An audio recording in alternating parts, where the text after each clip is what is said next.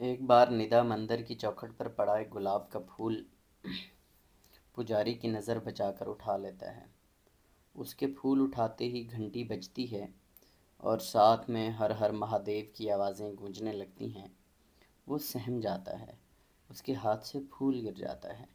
پجاری یہ دیکھ کر مورتی کے پاس سے اٹھتا ہے اور گرے ہوئے پھول کو اٹھا کر اس کے ہاتھ میں رکھ دیتا ہے۔ وہ کندھے پر ہاتھ رکھ کر کہتا ہے، ڈرو نہیں، یہ بھی بھگوان کا پھول ہے، تم بھی بھگوان کے پھول ہو، لے جاؤ۔ اس دن سے وہ جب بھی ندا کو مندر کے سامنے سے گزرتے دیکھتا ہے، آواز دے کر بلاتا ہے اور ایک تازہ گلاب کا پھول مورتی سے اٹھا کر ہاتھ میں رکھ دیتا ہے۔ دھیرے دھیرے جھجک ختم ہو جاتی ہے، دونوں آپس میں باتیں بھی کرنے لگتے ہیں۔ 70-75 سال کے پجاری اور 6-7 سال کے لڑکے کا یہ رشتہ عجب ہے، جو چوری کے ایک پھول سے شروع ہوتا ہے اور پوجا کے کئی پھولوں تک پھیل جاتا ہے۔ مہکتا ہوا بے نام رشتہ۔ نہ پجاری لڑکے کے نام سے واقف ہے، نہ لڑکا اس کے بارے میں کچھ جانتا ہے۔ دونوں کے درمیان صرف سرخ گلابی پھول ہیں، ان میں ہر پھول کا نام گلاب ہے اور ہر ایک دھرم کا نام خوشبو ہے۔ تو میں آپ کو یہ کہہ رہا تھا، جب محبت تمہیں اشارہ کرے تو اس کی اقتدا کرو، اگرچہ اس کی راہیں کٹھن ہیں اور دشوار ہیں، اور جب وہ تمہیں اپنے پروں میں بھینچنا چاہے تو بھی اس کی اس آرزو کو تسلیم کرو، خواہ اس کے پروں میں پنہا خنجر تمہاری روح کو زخمہ ہی کیوں نہ دے۔ اور جب وہ تم سے کلام کرے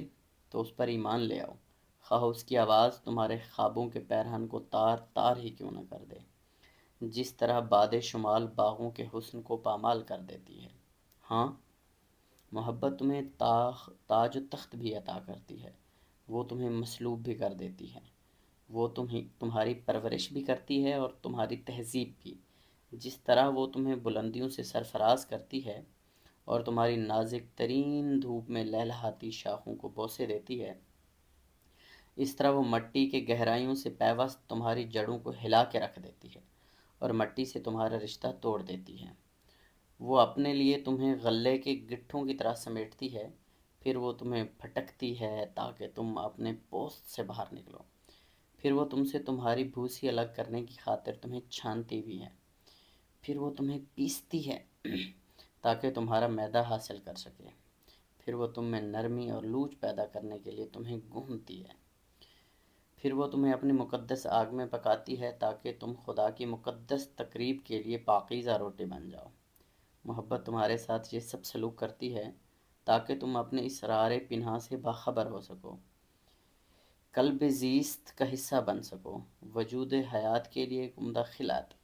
اگر تم اپنے خوف کے باعث صرف محبت سے سکون اور مسرت کے آرزو مند ہو تو تمہارے لیے یہی بہتر ہوگا کہ تم اپنی عریانیوں کو ملبوس کر کے محبت کے کھلیانوں سے باہر نکل جاؤ، تاریک، بے موسم اور بے تغیر دنیاؤں کی طرف، جہاں تم ہنسو گے مگر سب اپنے کہکہے نہیں، اور رو گے مگر سب اپنے آنسو نہیں۔ محبت تمہیں کچھ بھی عطا نہیں کرتی مگر خود اپنا آپ ہی تمہیں بخش دیتی ہے، اور محبت کسی سے کچھ نہیں چاہتی مگر وہ خود اپنی تکمیل کی خواہاں ضرور ہوتی ہے۔ جیسے سید کمیل شیرازی کہتے ہیں، محبت کی کہانی میں بدن گر ہار بھی جائے تمازت کم نہیں ہوتی، محبت روح کی مستی، محبت باصفا جذبہ، محبت نور کا بندھن، محبت روح کا ایندھن، محبت نالائے آدم، محبت نوح کا ماتم، محبت طور پر روشن، محبت ہر صدی اور ہر زمانے میں ہر ایک ظالم سے ٹکرائی، کبھی طائف کی گلیوں میں، کبھی شبیر کی صورت، کبھی بوذر کے لہجے میں یہ زینب کی ردا بن کر سرے